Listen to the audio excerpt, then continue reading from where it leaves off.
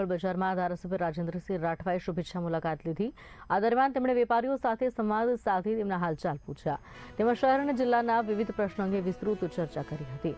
ધારાસભ્ય રાઠવાએ વેપારીઓના મંતવ્યો અને સમસ્યાઓ સાંભળી આવનારા સમયમાં શહેરના વિકાસ માટે શું કરી શકાય તે અંગે ચર્ચા કરી। તેમણે જણાવ્યું કે રાજ્યમાં ભારતીય જનતા પાર્ટીની સરકાર તથા માનનીય વડાપ્રધાન નરેન્દ્ર મોદીજીના નેતૃત્વમાં અનેક વિકાસલક્ષી કાર્યો થઈ રહ્યા છે અને ભવિષ્યમાં પણ નવી યોજના મળતી રહેશે। તેમણે પાઇપલાઇન પ્રોજેક્ટ, મેડિકલ કોલેજ, જિલ્લા કક્ષાનું સરકારી દવાખાનું, રિવરફ્રન્ટ, આદિવાસી ભવન, હાટ બજાર તેમજ વિવિધ વિભાગની નવી ઇમારત જેવી વિકાસ યોજના અંગે વેપારીઓને માહિતગાર કર્યા હતા।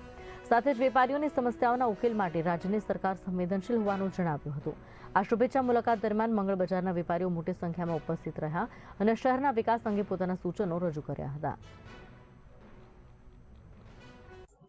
છોટાઉદેપુર નગરપાલિકા વિસ્તારમાં વેપારીઓને મળવા માટે આજે છોટાઉદેપુરની મંગળ બજારમાં આવ્યો છું।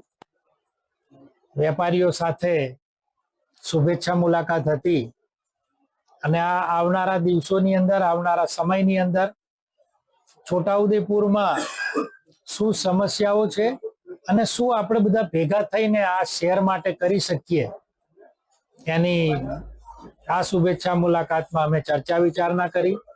આવનારા સમયની અંદર રાજ્યની ભારતીય જનતા પાર્ટીની સરકાર અને આપણા વૈશ્વિક નેતા આદરણીય નરેન્દ્રભાઈ મોદી સાહેબ છોટાઉદેપુર જિલ્લાને ઘણી બધી યોજનાઓ આપી છે, આપી રહ્યા છે।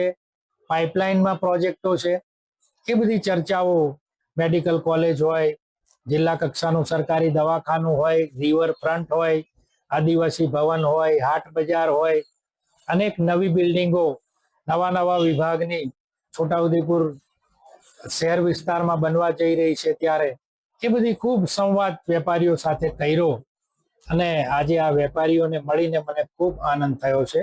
એમની વાતો પણ સાંભળી।